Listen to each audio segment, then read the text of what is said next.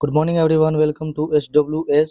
आई hope आप सभी अच्छे होंगे और एनसीईआरटी सार संग्रह का जो संपूर्ण विश्लेषण का महा महोत्सव चल रहा है इसका आनंद ले रहे होंगे। ठीक है, मेरी बातों को केवल ध्यान से सुनिए और क्वेश्चन को देखिए। हमेशा प्रयास कीजिए मुझसे पहले आंसर लगाने की। आप सभी को सारे के सारे क्वेश्चन और फैक्ट याद हो जाएंगे।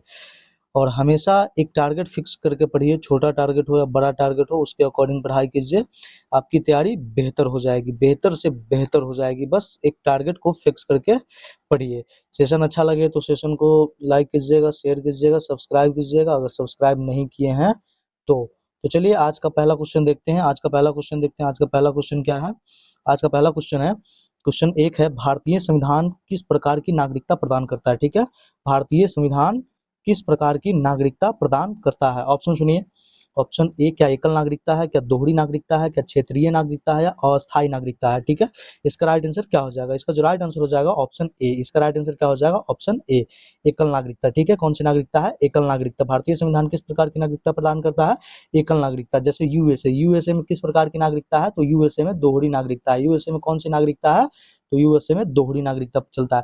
देखिए, भारत जो है एकल नागरिकता अपनाने के पीछे इसका एक ही उद्देश्य था कि देश की अखंडता को मजबूत करना है ना, देश की अखंडता को मजबूत करना। जैसे यूएसए में क्या है? दोहरी नागरिकता, देश की अलग नागरिकता है और राज्य की अलग नागरिकता है। समझ रहे हैं? तो इसका राइट आंसर क्या हो जाएगा? ऑप्शन ए, एकल नागरिकता। देखिए, नागरिकता का उल्लेख भाग किसमें है? भाग किसमें है? तो भाग 2 में है, भाग 2 में। ठीक है, और अगर यहाँ पे अनुच्छेद पूछा जाए तो अनुच्छेद क्या हो जाएगा? 5 से लेकर के 11 तक, अनुच्छेद 5 से लेकर के 11 तक। ठीक है, चलिए आज का अगला क्वेश्चन देखते हैं। आज का अगला क्वेश्चन क्या है? आज का अगला क्वेश्चन है क्वेश्चन नंबर 2, नागरिक संशोधन अधिनियम 2019 में किन देशों के नागरिकों को नागरिकता देने का प्रावधान है? ठीक है, समझ में आ गया? यानी 2019 जो सीए आया था उसके तहत किस देश के नागरिकों को नागरिकता देने का प्रावधान है? ऑप्शन सुनिए, पाकिस्तान, बांग्लादेश तथा अफगानिस्तान। एक सेकेंड जरा रुकिएगा।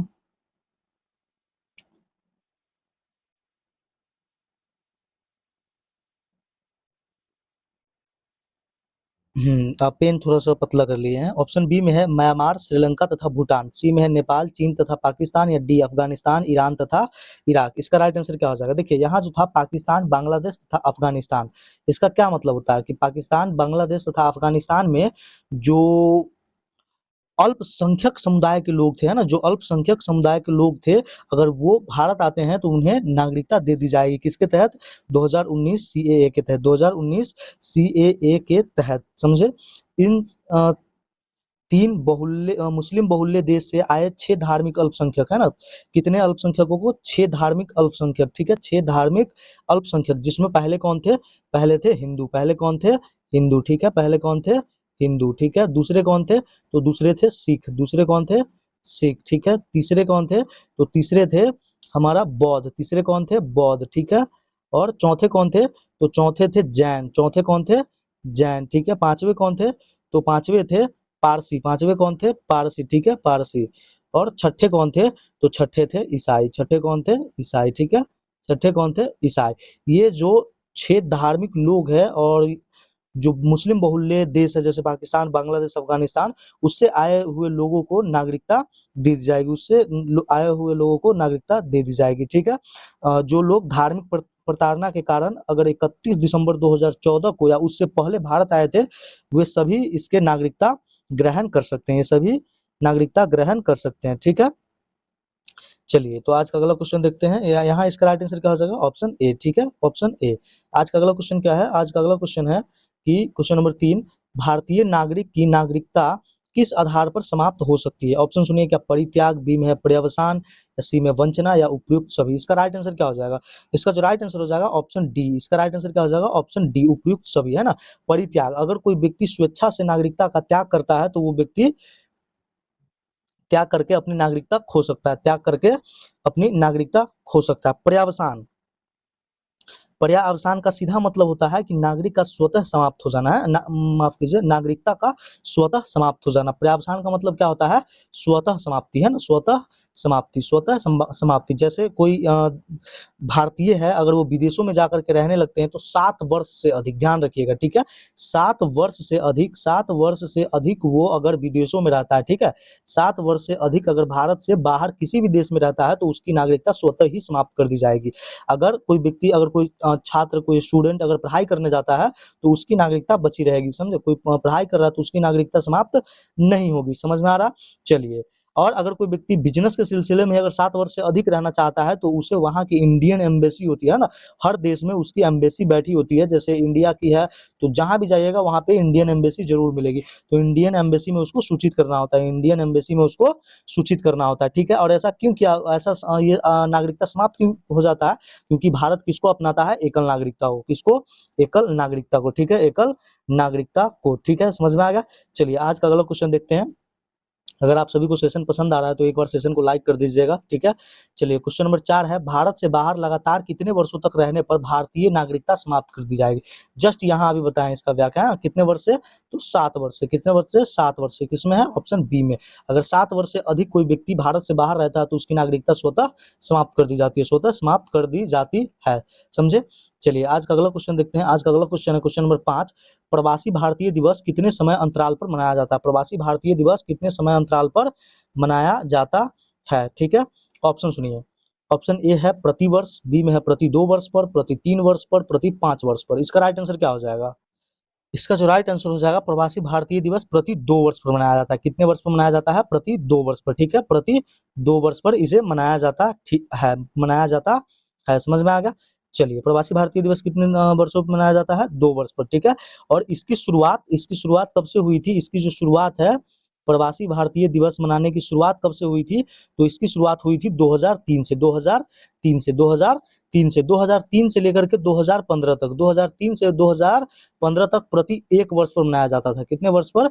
1 वर्ष पर मनाया जाता था। लेकिन 2015 के बाद अब ये प्रति 2 वर्ष पर, प्रति 2 वर्ष पर मनाया जाता है। प्रति 2 वर्ष पर क्या मनाया जाता है? प्रवासी भारतीय दिवस मनाया जाता है।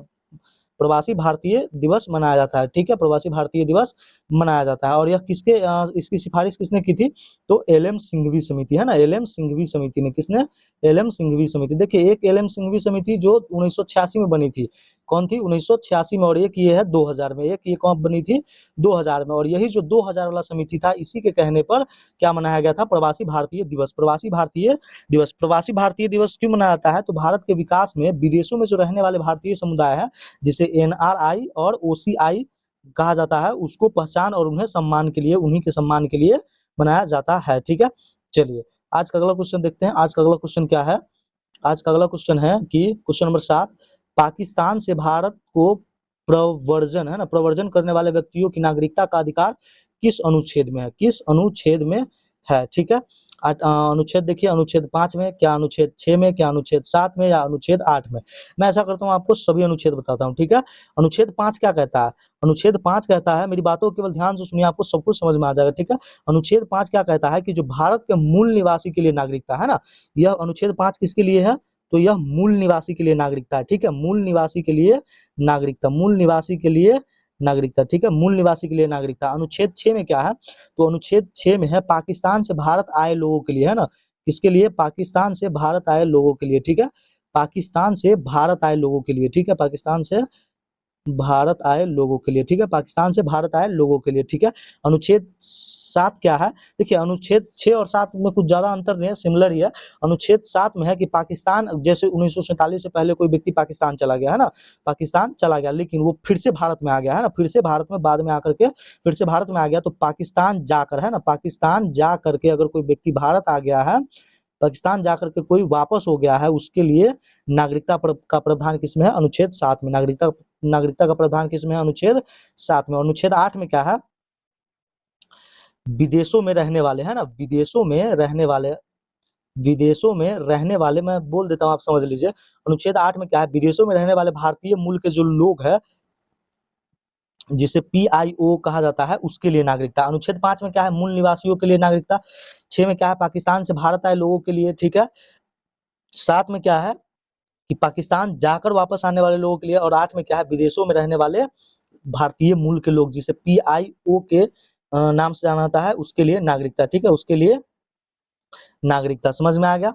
चलिए आज का अगला, तो इसका राइट आंसर क्या हो जाएगा? इसका जो पाकिस्तान से भारत को प्रव्रजन करने वाले व्यक्तियों की नागरिकता किसमें हो जाएगी? इसका आंसर हो जाएगा ऑप्शन बी। ऑप्शन बी अनुच्छेद 6 में, अनुच्छेद 6 में। ठीक है, चलिए आज का अगला क्वेश्चन देखते हैं। आज का अगला क्वेश्चन क्या है कि विदेशी नागरिकता को स्वेच्छा से प्राप्त करने पर भारत की नागरिकता स्वतः समाप्त होना किस अनुच्छेद में है ना? विदेशी नागरिकता स्वेच्छा से प्राप्त करने पर भारत की नागरिकता समाप्त होना किस में है? ठीक है, देखिए 8 में क्या था, वो पीआईओ था। 8 में क्या था? पीआईओ। 9 में क्या है? तो 9, इसका राइट आंसर हो जाएगा यही। ठीक है, अगर कोई व्यक्ति स्वेच्छा से विदेशी नागरिकता ग्रहण कर लेता है तो भारत की नागरिकता क्या हो जाएगी? स्वतः समाप्त हो जाएगी। भारत की नागरिकता क्या हो जाएगी? स्वतः समाप्त हो जाएगी। ठीक है, इस संवैधानिक प्रावधान को लागू करने के लिए संसद ने नागरिकता अधिनियम 1955 की धारा 9 बनाई थी, है ना? इसको नागरिकता अधिनियम कौन सा था? नागरिकता अधिनियम, नागरिकता अधिनियम, नागरिकता अधिनियम था कौन सी? नागरिकता अधिनियम 1955, है ना? 1955। ठीक है, 1955। ठीक है, समझ में आ गया? चलिए आज का अगला क्वेश्चन देखते हैं। आज का अगला क्वेश्चन क्या है? आज का अगला क्वेश्चन है हमारा कि संसद द्वारा कानून बनाकर नागरिकता अधिकारों का नियमन किस अनुच्छेद के अंतर्गत किया जाता है? देखिए संसद द्वारा कानून बेसिकली संसद के अधिकार की बात करता है ना, संसद की अधिकार की बात करता है। किसके रिलेटेड? नागरिकता के रिलेटेड। ठीक है, ऑप्शन सुनिए, क्या अनुच्छेद 9 में? नहीं। अनुच्छेद 9 अभी आप देखे हैं। अनुच्छेद 10 में? नहीं। अनुच्छेद 12 में? नहीं। इसका जो राइट आंसर हो जाएगा ऑप्शन सी, अनुच्छेद 11। अनुच्छेद 11 संसद द्वारा कानून बनाकर नागरिकता के अधिकारों का नियमन किसमें किया जाता है? अनुच्छेद 11 के अंतर्गत किया जाता है। 11 के अंतर्गत किया जाता है। इसमें सबसे पहला प्रावधान क्या है? सर्वोच्च शक्ति, है ना? किसका प्रावधान है? सर्वोच्च शक्ति। मतलब किसमें है? देखिए सर्वोच्च जो शक्ति है, अनुच्छेद 11 संसद को यह संपूर्ण शक्ति देता है कि वह नागरिकता की प्राप्ति, समाप्ति और नागरिकता से जुड़े अन्य सभी मामलों पर कानून कौन बना सकता है? तो वो संसद बना सकती है। नागरिकता से जुड़े जितने भी कानून है वह कौन बना सकता है? संसद बना सकता है। और अनुच्छेद किसके तहत? तो अनुच्छेद 11 के तहत। अनुच्छेद 11 के तहत। ठीक है, चलिए और जैसे अभी जैसे पीछे गुजरा है क्वेश्चन 2019 में जो सीएए आया था, वो किसके तहत, वो संसद किसका उपयोग किया था? अनुच्छेद 11 का। अनुच्छेद 11 का शायद आप लोग भूल गए होंगे, है ना? जो दिल्ली शाहीन बाग है, वहाँ जो महीनों तक क्या चला था? धरना प्रदर्शन चला था, है ना? वो विरोध चला था, वही अनुच्छेद 11 के तहत संसद क्या किया था? अनुच्छेद 11 का यूज किया था। अनुच्छेद 11 का क्या किया था? यूज किया था। ठीक है, चलिए आज का अगला क्वेश्चन देखते हैं कि लक्ष्मी मल सिंघवी समिति किससे संबंधित है? ऑप्शन देखिए, दोहरी नागरिकता, बी में है एकल नागरिकता, सी में है मौलिक अधिकार, या डी चुनाव सुधार। मैं आपको एक चीज क्लियर कर देता हूँ कि एल.एम. सिंघवी समिति जो 1986 में बनी थी, 1986 में जो बनी थी, वो 1986 में किससे संबंधित था? पंचायती राज से संबंधित था। ठीक है, लेकिन जो 2000 में बनी वो किससे संबंधित था? तो नागरिकता से, है ना? और ये किसका किसका सिफारिश किया था? तो एकल नागरिकता का। किसका? एकल नहीं नहीं, माफ कीजिए, माफ कीजिए, इसका एकल नागरिकता नहीं होगा। इसका राइट आंसर क्या हो जाएगा? इसका जो राइट आंसर हो जाएगा एकल नागरिकता, एल.एम. सिंघवी, हाँ एकल नागरिकता ही होगा ना। ये लक्ष्मी मल सिंघवी समिति एक पंचायती राज से 1986 में संबंधित था, और एक कौन सा था? तो एक था 2000 में। कौन सा? 2000 ईस्वी में, है ना? जिसने रिपोर्ट कब सौंपी थी? 2001 में। हाँ हाँ, इसका राइट आंसर एकल नागरिकता ही होगा। एकल नागरिकता, इसका राइट आंसर क्या हो जाएगा? बी, एकल नागरिकता। ठीक है, चलिए आज का अगला क्वेश्चन देखते हैं। आज का अगला क्वेश्चन क्या है? आज का अगला क्वेश्चन है कि भारतीय संविधान में एकल नागरिकता का प्रावधान किस देश से लिया गया? मैं जस्ट पीछे आपको बता करके आया हूँ कि एकल नागरिकता का प्रावधान किससे लिया गया। क्या यूएसए है? नहीं। क्या कनाडा है? नहीं। क्या ऑस्ट्रेलिया है? नहीं। क्या ब्रिटेन है? बिल्कुल। इसका राइट आंसर क्या हो जाएगा? ब्रिटेन। इसका राइट आंसर क्या हो जाएगा? ब्रिटेन। आज का आपका पहला होमवर्क क्वेश्चन पूछते हैं। होमवर्क क्वेश्चन ये है कि हम लोग यूएसए से क्या लिए हैं, कनाडा से क्या लिए हैं, ऑस्ट्रेलिया से क्या लिए हैं। एटलीस्ट आप लोग दो तो बताइएगा ही कि यूएसए से कौन सी वो दो चीजें लिए हैं, कनाडा से कौन सा वो दो चीज लिए, और ऑस्ट्रेलिया से वो कौन सा दो चीजें हम लोग ग्रहण किए हैं। चलिए आज का अगला क्वेश्चन देखते हैं। आज का अगला क्वेश्चन क्या है कि भारतीय मूल के व्यक्ति पीआईओ, है ना, पीआईओ का कार्ड धारक भारत में क्या नहीं खरीद सकता है? ऑप्शन सुनिए, क्या व्यापारिक संपत्ति नहीं खरीद सकता है? व्यापारिक संपत्ति नहीं खरीद सकता, खरीद सकता है। अगर कोई पीआईओ कार्ड धारक है वो भारत में व्यापारिक संपत्ति खरीद सकता है। आवासीय घर ये भी खरीद सकता है। क्या वाहन ये भी खरीद सकता है? क्या नहीं खरीद सकता है? तो वो है कृषि भूमि। क्या है? कृषि भूमि, है ना? कृषि भूमि, चाहे फार्म हाउस हो गया, चाहे बागान हो गया, ये सब नहीं खरीद सकते हैं। ये सब नहीं खरीद सकते हैं, है ना, ये प्रतिबंधित संपत्तियां हैं। क्या है? प्रतिबंधित संपत्तियां है। देखिए, लेकिन अगर वो पीआईओ है, पीओआई कार्ड धारक है, लेकिन अगर उसके पास अगर कोई पुश्तैनी है ना, पूर्वजों की, अगर कोई पूर्वजों की संपत्ति है, अगर कोई पूर्वजों की कृषि योग्य भूमि है, क्या है? पूर्वजों की कृषि योग्य भूमि है। क्या है? पूर्वजों की कृषि योग्य भूमि, तो वो उसके पास रहेगा, है ना। पूर्वजों की अगर कोई कृषि योग्य भूमि है तो वो उसके पास रहेगा, इसमें कोई परेशानी नहीं आएगी, ठीक है। चलिए, और आवासीय घर भी खरीद सकता है, व्यापारिक संपत्ति भी खरीद सकता है, वाहन भी खरीद सकता है, ठीक है। चलिए, अच्छा, क्या पीआईओ, आज का आपका दूसरा होमवर्क क्वेश्चन है, दूसरा होमवर्क क्वेश्चन, क्या पीआईओ जो कार्ड धारक है ये वोट दे सकता है? ये बताइएगा मुझे, आज का आपका दूसरा होमवर्क क्वेश्चन है, क्या इसे वोट देने का अधिकार है, या फिर वोट देने का अधिकार है, प्लस में एक चीज और, क्या ये यहाँ पे सरकारी नौकरी प्राप्त कर सकता है, संवैधानिक या सरकारी पद प्राप्त कर सकता है, ठीक है। चलिए, आज का आपका दूसरा होमवर्क क्वेश्चन है। चलिए, आज का अगला क्वेश्चन देखते हैं। आज का अगला क्वेश्चन है, एलएम सिंघवी समिति ने प्रतिवर्ष किस तारीख को प्रवासी भारतीय दिवस मनाने की अनुशंसा की थी? प्रवासी भारतीय दिवस है ना, प्रवासी भारतीय दिवस कब से मनाया जाता है? 2003 से, 2003 से, ठीक है। ध्यान रखिएगा, 2003 से लेकर के 2015 तक प्रत्येक वर्ष पर होता था, है ना, प्रत्येक वर्ष पर होता था, लेकिन 2015 के बाद यह प्रत्येक 2 वर्ष पर होता है, प्रत्येक 2 वर्ष पर होता है। अच्छा, वर्तमान में मैं आपसे क्वेश्चन पूछता हूँ कि वर्तमान में प्रवासी भारतीय दिवस कहाँ मनाया गया है? तो ये मनाया गया है भुवनेश्वर में। कहाँ मनाया गया है? भुवनेश्वर में, भुवनेश्वर में मनाया गया, ठीक है। भुवनेश्वर में मनाया गया है, ठीक है। भुवनेश्वर में, उड़ीसा, मतलब उड़ीसा, भुवनेश्वर में मनाया गया है, ठीक है। चलिए, और भुवनेश्वर में मनाया गया, और ये मनाने की अनुशंसा की तो 9 जनवरी को, किस तिथि को? 9 जनवरी को। और यह क्यों मनाया जाता है, मैं अभी जस्ट आपको पीछे बता करके आ रहा हूँ, ठीक है। चलिए, जो पीआईओ भारत में रह रहे हैं उसके सम्मान में, है ना। चलिए, तो यह मनाया जाता है 9 जनवरी को। 9 जनवरी को क्यों मनाया जाता है? क्योंकि इसी दिन महात्मा गांधी दक्षिण अफ्रीका से भारत लौटे थे, 9 जनवरी 2015 को, ठीक है। चलिए, आज का अगला क्वेश्चन देखते हैं। आज का अगला क्वेश्चन क्या है? आज का अगला क्वेश्चन है, भारतीय संविधान के किस भाग के अंतर्गत मौलिक अधिकार प्रदान किया गया है ना, किस भाग के? देखिए, नागरिकता अब समाप्त हो गया, ठीक है। नागरिकता हमारा समाप्त हो गया, समझ में आ रहा? नागरिकता मतलब नागरिकता से जो क्वेश्चन पूछे गए थे, है ना, जो क्वेश्चन अभी तक पूछे गए थे, मैं वो सभी क्वेश्चन आपको करवा दिया हूँ। ओवरव्यू देख लीजिए। नागरिकता किसमें है? भाग 2 में है, भाग 2 में है, ठीक है। अनुच्छेद कौन सा है? तो अनुच्छेद 5 से लेकर के 11 तक है, अनुच्छेद 5 से लेकर के 11 तक है, ठीक है। अनुच्छेद 5 से लेकर के 11 तक। अनुच्छेद 11 में क्या है? संसद की शक्ति है नागरिकता के प्रति, है ना, संसद की शक्ति, ठीक है। चलिए, और 5, अनुच्छेद 5 में क्या है? तो अनुच्छेद 5 में है भारत के मूल निवासी की नागरिकता। 6 में क्या है?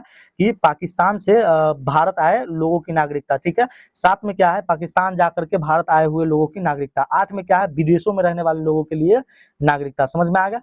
चलिए, तो ये था ओवरव्यू, देख लिए। नागरिकता भाग 2 में, अनुच्छेद 5 से 11 में, अनुच्छेद 5 से 11 में भारत में कौन सी नागरिकता अपनाई गई है? तो एकल नागरिकता। कौन सी नागरिकता है? एकल नागरिकता। एकल नागरिकता क्यों अपनाया गया है? देश की अखंडता को सुनिश्चित करने के लिए ना एकल नागरिकता अपनाया गया, यानी कि देश को मजबूत करने के लिए। जैसे जहां दोहरी नागरिकता है वहां राज्य भी कानून बना सकते हैं, जैसे अमेरिका हो गया, है ना। चलिए, तो ओवरव्यू इसका देख लिए। तो भारतीय संविधान के किस भाग में, है ना, भारतीय संविधान के किस भाग के अंतर्गत मौलिक अधिकार प्रदान किए गए हैं? भाग किसमें है?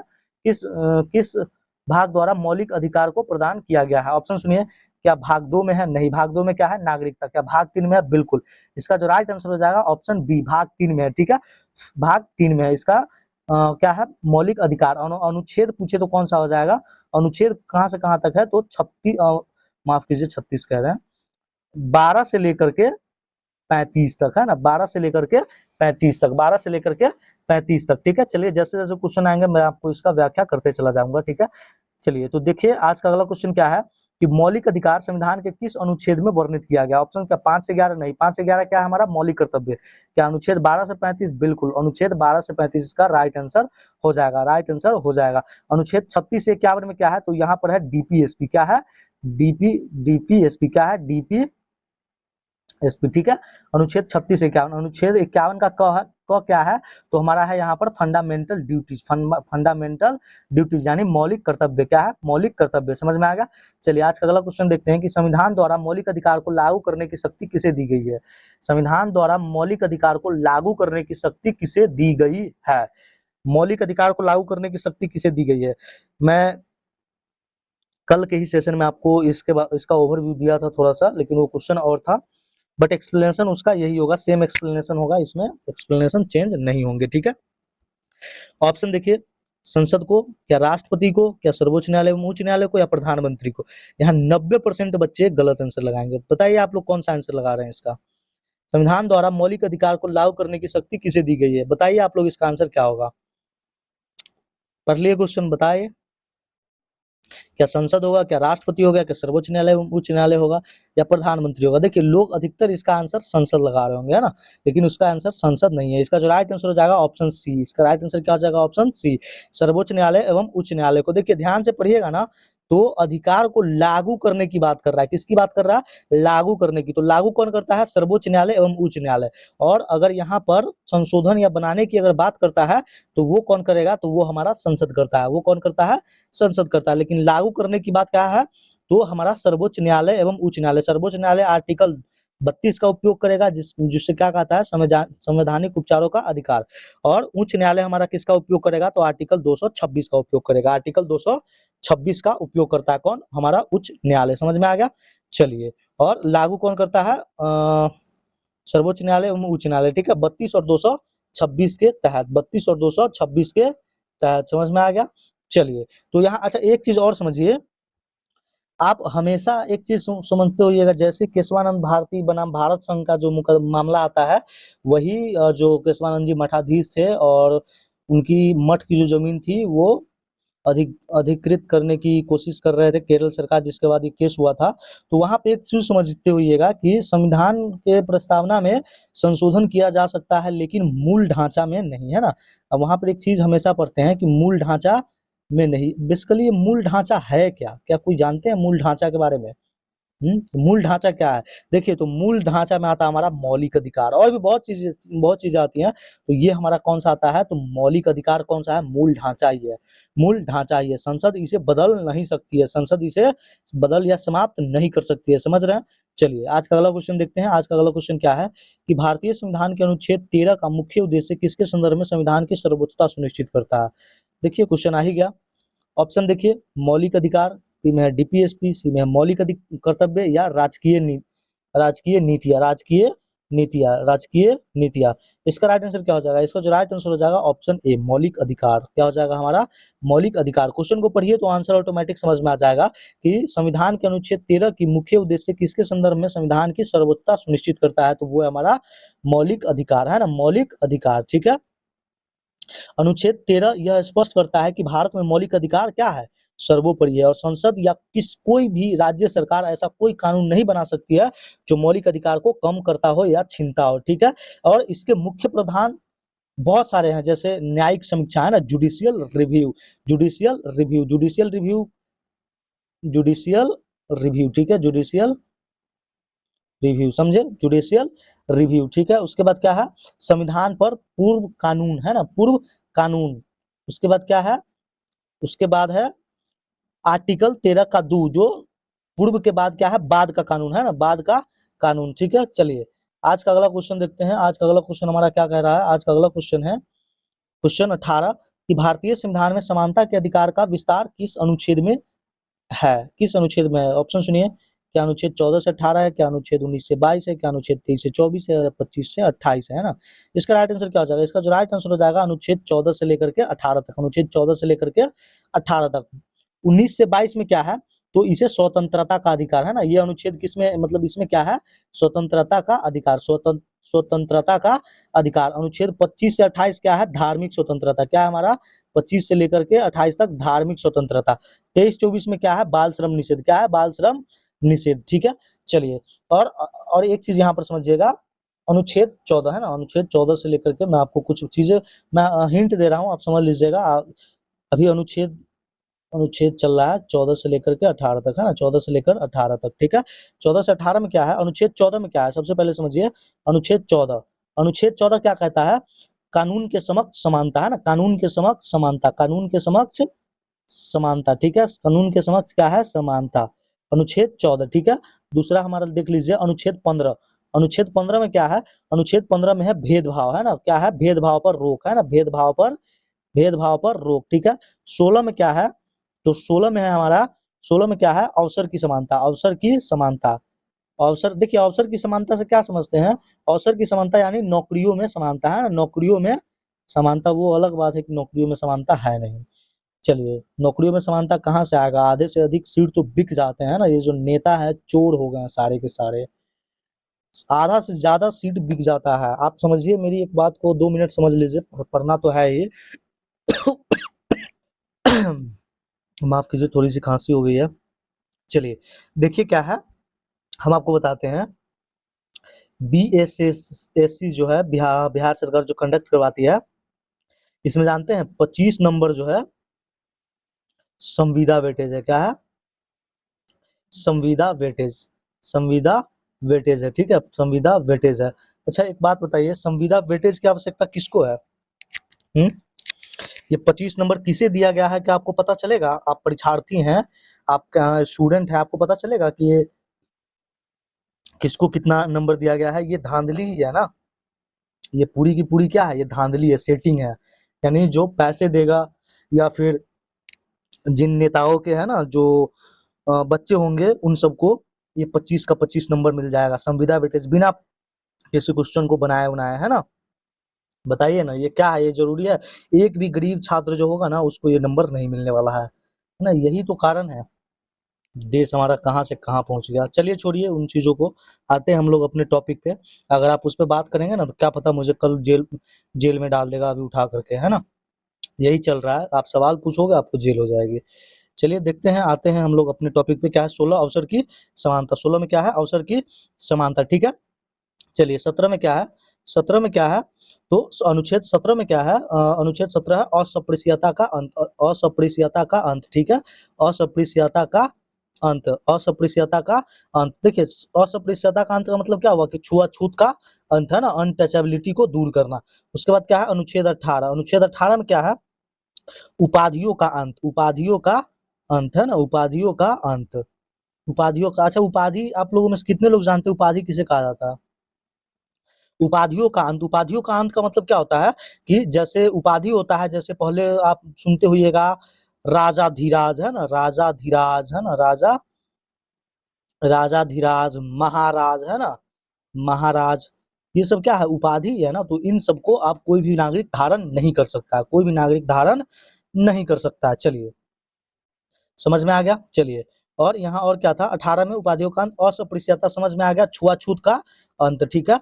अनुच्छेद 14 में क्या है, कानून के समक्ष समानता, यानी कानून के सामने गरीब हो अमीर हो, छोटी जाति से हो बड़ी जाति से हो, मतलब जो हम लोग जो समाज में विभेद किए हुए हैं, छोटी जाति बड़ी जाति का, उन सभी का कानून के समक्ष एक समान रहना, है ना। 15 में क्या है, भेदभाव का अंत, है ना, भेदभाव का अंत। राज्य किसी, इसका मतलब अनुच्छेद 15 का मतलब, देखिए इसका जो अगर परिभाषा अगर कहा जाए तो 3-4 लाइन का होता है, मैं आपको शॉर्ट में समझा रहा हूँ इसलिए ऐसे कह रहा। देखिए अनुच्छेद 15 में क्या है, जैसे राज्य किसी भी नागरिक के साथ उसके धर्म जाति लिंग नस्ल या जन्म स्थान के आधार पर कोई भी भेदभाव नहीं कर सकता। और 16 में क्या है, अवसर की समानता, 16 में क्या है, अवसर की समानता। आप जैसे बताए, हम सरकारी नौकरियों में देश के सभी नागरिकों को बराबरी का अवसर मिलना चाहिए, है ना। चलिए, अच्छा इसके इसके तहत अनुच्छेद 16 के तहत क्या है कि देश के अंदर जितने पिछड़े वर्ग है उनके लिए आरक्षण का भी प्रावधान किया गया था, है ना, आरक्षण का भी प्रावधान किया गया था, आरक्षण का भी प्रावधान किया गया था। देखिए, आरक्षण जो उस समय दिया गया था ना, आरक्षण क्यों दिया गया था आप लोग जानते हैं? उस समय जो पिछड़े वर्ग के लोग होते थे, पिछड़े और अति पिछड़े वर्ग, बहुत काफी कम पढ़े लिखे होते थे ना, काफी कम पढ़े लिखे होते थे, उनकी स्थिति को सुधार के लिए आरक्षण दिया गया था, आरक्षण दिया गया था। चलिए, आज का अगला यहाँ राइट आंसर लगा दिए। हाँ, तो इसका राइट आंसर हो जाएगा ऑप्शन ए, अनुच्छेद 14 से लेकर के 18 तक। चलिए, आज का अगला क्वेश्चन देखते हैं। आज का अगला क्वेश्चन है, संविधान के किस अनुच्छेद के अंतर्गत अस्पृश्यता अनटचेबिलिटी का उन्मूलन किया गया? जस्ट अभी बताया, अनुच्छेद 17। राइट आंसर क्या आ जाएगा, ऑप्शन सी। 14 में क्या है, कानून के समक्ष, 14 में क्या है, कानून के समक्ष समानता। अनुच्छेद 15 में क्या है, तो अनुच्छेद 15 में है भेदभाव पर रोक। अनुच्छेद 18 में क्या है, उपाधियों का अंत। ठीक है, चलिए आज का अगला क्वेश्चन देखिए, अनुच्छेद 18 का संबंध किससे है? ऑप्शन सुनिए, अस्पृश्यता का अंत, उपाधियों का अंत, शिक्षा का अधिकार या प्रेस की स्वतंत्रता। एक्चुअली ये जो हंसी आ रही है ना मुझे, ये जो अनुच्छेद 18 है जिसमें क्या है, उपाधियों का अंत हो गया, जैसे राजा धीराज, महाराज, ये सब उपाधियों का अंत है। अच्छा एक बात बताइए, अगर ये चीज रियल में जैसे बहुत सारे लोग लगाते हैं, तो नाम से पहले एंजल प्रिया है ना। और क्या होता है रॉयल फलान है ना, मतलब नाम होते हैं ना, जैसे रॉयल फलनवा, रॉयल चिलनवा है ना। बताइए अगर ये नाम से अगर हटा दिया जाए, जैसे ब्यूटी क्वीन है ना, जैसे किंग ऑफ फलाना, किंग ऑफ चिल्लाना है। इन सभी का अंत भी होना चाहिए। चलिए देखिए आज का अगला क्वेश्चन। हाँ, तो इसका राइट आंसर क्या होगा? अनुच्छेद 18 का संबंध किससे है? तो जस्ट अभी बताया है, उपाधियों का अंत, उपाधियों का अंत ऑप्शन बी में। चलिए अस्पृश्यता का अंत क्या है? अनुच्छेद 17, ठीक है। चलिए आज का अगला क्वेश्चन देखते हैं। आज का अगला क्वेश्चन क्या है? Question number 21। भारतीय संविधान में आर्थिक समानता किसमें सम्मिलित नहीं है ना, इकोनॉमिक इक्वेलिटी किसमें सम्मिलित नहीं है ना। ऑप्शन सुनिए, क्या मौलिक अधिकार में, क्या डीपीएसपी में, क्या प्रस्तावना में, या इनमें से कोई नहीं। इसका जो राइट आंसर हो जाएगा, क्या मौलिक अधिकार में कहीं भी आर्थिक समानता है? आर्थिक समानता के मौलिक अधिकार में बात करता है? बिल्कुल नहीं। इसका राइट आंसर यही हो जाएगा ना, मौलिक अधिकार में आर्थिक समानता की बात नहीं करता। क्या प्रस्तावना में आर्थिक समानता की बात करता है? बिल्कुल। याद कीजिए, सामाजिक, आर्थिक और राजनैतिक न्याय है ना, 3 प्रकार की न्याय दी गई है, जिसमें आर्थिक न्याय भी है। डीपीएसपी में क्या है? तो क्या डीपीएसपी में है? बिल्कुल। याद कीजिए अनुच्छेद 39 इसी से तो है। किससे? अनुच्छेद 39 हमारा किससे है? अनुच्छेद 39 हमारा आर्थिक समानता से ही तो है। अनुच्छेद 39 क्या है? आर्थिक समानता, ठीक है। देखिए अनुच्छेद 39 में कुछ सब आर्टिकल्स भी है, जैसे 39A है ना, 39B। तो देखिए 39A में क्या है? 39A में मैं बोलते जाता हूँ, आप समझिए, ठीक है। सुनिए सुनिए मेरी बातों को। 39A क्या कहता है? पुरुष और महिलाओं को आजीविका के पर्याप्त साधन देना है ना, पुरुष और महिलाओं को है ना, पुरुष और महिलाओं को आजीविका का पर्याप्त साधन है ना, पर्याप्त साधन देना, पर्याप्त साधन देना, ठीक है। बी में क्या है? तो बी में क्या है? अधिकतम सामूहिक हित की बात करना है ना, यानी कि पब्लिक गुड्स है ना, पब्लिक गुड्स, पब्लिक गुड, ठीक है, पब्लिक गुड्स, ठीक है। चलिए सी में क्या है? तो सी में है धन और उत्पादन के साधनों का सर्वसाधारण के लिए अहितकारी संकेंद्रण है ना, यानी कि कंसंट्रेशन ऑफ वेल्थ न हो, और अमीर और गरीब के बीच की खाई कम हो, है ना। अमीर और गरीब के बीच की खाई क्या हो? कम हो। किसमें है? सी में, ठीक है। और डी, इसका डी काफी इंपॉर्टेंट है, डी हमेशा एग्जाम में पूछा जाता है। अगर ये दोनों आपको याद नहीं भी है तो कोई बात नहीं है, लेकिन डी हमेशा याद रखिएगा। डी में क्या है? समान वेतन, क्या है? समान वेतन की बात करता है, समान वेतन की बात करता है। डी में क्या है? समान वेतन की बात करता है, ठीक है। यानी महिला और पुरुष दोनों के लिए समान कार्य के लिए समान वेतन, ठीक है, समान कार्य के लिए समान वेतन। चलिए तो इसका राइट आंसर क्या हो जाएगा? ऑप्शन ए, मौलिक अधिकार में नहीं है। चलिए अच्छा, यहाँ पर एक चीज और समझिए, यहाँ जो है ना, अगर इसके तहत अनुच्छेद 43 है ना, अनुच्छेद 43 में भी कुछ इसका उल्लेख किया गया, कुछ इसका उल्लेख किया गया। चलिए आज का अगला क्वेश्चन है, आज का अगला क्वेश्चन है कि भारतीय संविधान के किस अनुच्छेद में वाक एवं अभिव्यक्ति की स्वतंत्रता वर्णित है ना, वाक एवं अभिव्यक्ति की स्वतंत्रता वर्णित है। ऑप्शन सुनिए। ऑप्शन क्या? अनुच्छेद 19 1 का ए, दूसरा है अनुच्छेद 20 में, क्या अनुच्छेद 21 में, क्या अनुच्छेद 22 में। इसका राइट आंसर क्या हो जाएगा? इसका जो राइट आंसर हो जाएगा, इसका राइट आंसर हो जाएगा ऑप्शन ए, अनुच्छेद अनुच्छेद 19 1 का ए है ना, अनुच्छेद 19 1 का ए। मेरा मन है मैं आपको कुछ बताऊं इसमें। देखिए आर्टिकल जो है, आर्टिकल कौन सा? 19 है ना, आर्टिकल 19 का 1 का ए है ना, 1 का ए है ना। 1 का ए में क्या है? तो इसमें है भाषण और अभिव्यक्ति की स्वतंत्रता है ना, भाषण की, माफ कीजिए, भाषण एवं अभिव्यक्ति है ना, भाषण एवं अभिव्यक्ति की स्वतंत्रता, भाषण एवं अभिव्यक्ति की स्वतंत्रता, ठीक है, भाषण एवं अभिव्यक्ति की स्वतंत्रता, ठीक है। अनुच्छेद 19 के बी में क्या है? तो सभा की स्वतंत्रता है ना, शांतिपूर्ण सभा करने की स्वतंत्रता है ना, ठीक है। सभा की स्वतंत्रता, सभा की स्वतंत्रता, सभा की स्वतंत्रता, ठीक है, सभा की स्वतंत्रता, ठीक है, स्वतंत्रता, ध्यान रखिएगा। उसके बाद सी में क्या है? तो सी में क्या है? तो सी में है संघ या संगठन बनाने की, है ना, संगठन बनाने की, ठीक है, संगठन बनाने की, ठीक है, संगठन बनाने की। और डी में क्या है? तो डी में है आबाद संचरण, यानी कि देश के किसी भी भूभाग में स्वतंत्र रूप से घूमना है ना, स्वतंत्र रूप से आवागमन है ना, स्वतंत्र रूप से, स्वतंत्र रूप से आवागमन है ना, स्वतंत्र रूप से आवागमन देश के किसी भी भाग में, ठीक है। डी के बाद क्या है? डी के बाद क्या है, डी के बाद आ जाएगा ई, है ना। ई में क्या है, तो देश के किसी भी भाग में बसने की स्वतंत्रता। ई में क्या है, देश के किसी भी भाग में बसने की स्वतंत्रता, ठीक है, बसने की स्वतंत्रता, बसने की स्वतंत्रता, ठीक है, स्वतंत्रता, ठीक है। चलिए, ई के बाद क्या है, एफ, है ना। एफ में क्या है, तो एफ में है, ई के बाद क्या है, कितना प्रकार का हो गया जी, देखो तो हाँ, ए हो जाएगा 1 2 3 4 5, 5 हुआ ना, तो 5। एफ में क्या था, एफ में देखिए, एफ में संपत्ति का अधिकार था, क्या था एफ में हमारा, संपत्ति का अधिकार, क्या था एफ में, संपत्ति का अधिकार, है ना, संपत्ति का अधिकार, जिसे हटा दिया गया, संपत्ति का अधिकार, जिसे किस संविधान संशोधन द्वारा हटाया था, 44वां संविधान संशोधन द्वारा इसे हटा दिया गया था, ठीक है। और और इसके जगह पर एक और है ना, एक है, एक क्या है हमारा, जिसे जी में रखा गया था, जिसे क्या रखा गया था, जी में रखा गया था, देश के किसी भी भाग में व्यापार करने की स्वतंत्रता, है ना, व्यापार करने की, व्यापार करने की स्वतंत्रता, व्यापार की स्वतंत्रता, है ना, स्वतंत्रता। देखिए, जब से संपत्ति के अधिकार को हटाया है ना, तब से इसे भी एफ में ही माना जाता है, किसमें, व्यापार की स्वतंत्रता, है ना, व्यापार की स्वतंत्रता। चलिए, तो सेशन को आज यहीं पे रखते हैं, अभी तो क्वेश्चन बहुत है, क्वेश्चन क्या है, बहुत सारे क्वेश्चन है, मैं इन सारे क्वेश्चनों को आपको नेक्स्ट डे, है ना, नेक्स्ट डे करवा दूंगा।